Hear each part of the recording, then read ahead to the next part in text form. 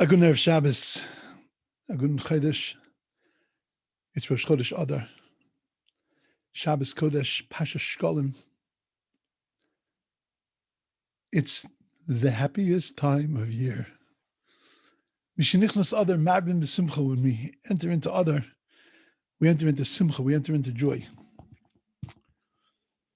That's hard. Imagining that this is what joy looks like. Trying to figure out how to get around all the stuff. We can have a little bit of, do all the mitzvahs the way we're supposed to do them, just at least have something, some vestige of something, hold on to something on Purim. But I realized tonight that maybe we're thinking in the wrong direction. Maybe we got to look at that thing again. Mishenichnas Adar, Marbin B'Simcha. When Adar begins, Marbin B'Simcha, automatically the Simcha starts to grow.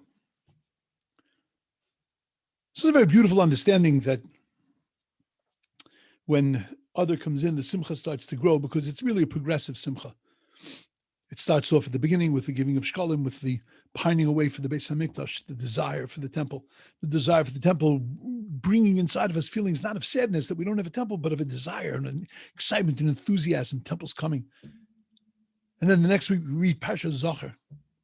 We step up the joy, knowing that we could be living in a world that's free of wickedness and free of evil. And then Parshas Para. After Purim, we could be living in a world of such purity and sanctity and holiness. We pine away for that. And we're so happy to help bring the world to that place. And then finally, the end of Adar, the crescendo, Parshas HaChodesh, the Parsha of Chidush, the Parsha of Newness, the realization that we can recreate ourselves. Mishenichnas Adar, as soon as it comes in, that's when we start thinking and we can put things in perspective and we can hit such a place of joy. But I think it goes much deeper than that, because look carefully at what the first thing we do and read on this month. We read about the Machzah Shekel, the half shekel. The half shekel was such a powerful mitzvah to remind us at the very beginning of the month. First of all, Machzah Shekel, we each give a half a shekel.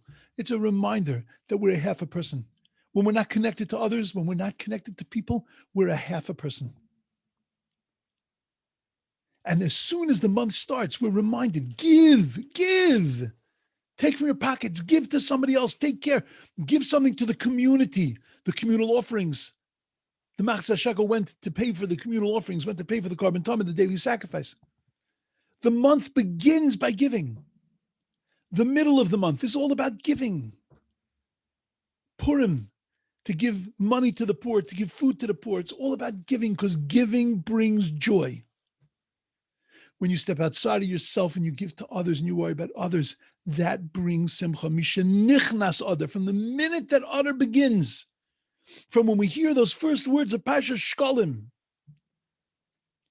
that's when Marbin B'Simcha, that's when the joy can actually begin. That's when it can all really happen. We're looking at Purim and we're trying to figure out, how am I going to get the most out of Purim? How am I going to get something out of Purim? Forget about what you're going to get. Spend the month giving. Figure out how you can give more tzedakah. Figure out how you can give more time. Figure out how you can reach out to people that need more of you. Figure out how you can give more shalach manas. How you can spend your day Purim not looking to see how much more you can eat and how much more you can enjoy or how much more you can ignore Purim. Spend Purim day worrying about other people. You know, maybe we need to take something from the non-Jews and one of their big holidays. Maybe we need to learn something from Xmas. The carolers. They go, they stand in the middle of a community, they just start to sing. La da da, fa di da di da. Why can't we do that?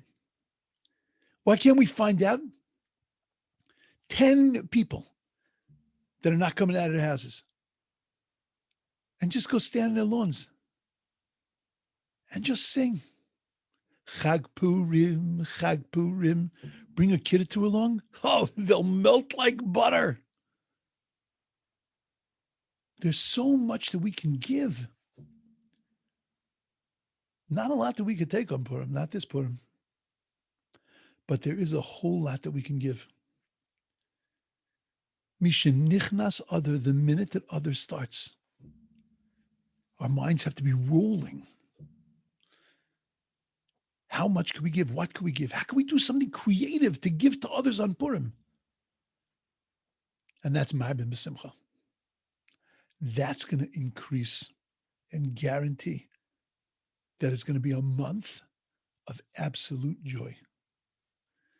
A month of simcha, a month of happiness, because we're doing things that are meaningful and purposeful. And that brings joy. Have a wonderful, wonderful Shabbos, an amazing Rosh Chodesh. And as it begins, plan how to marbe b'simcha, how to increase the joy and happiness in your life by worrying about others. Shabbos.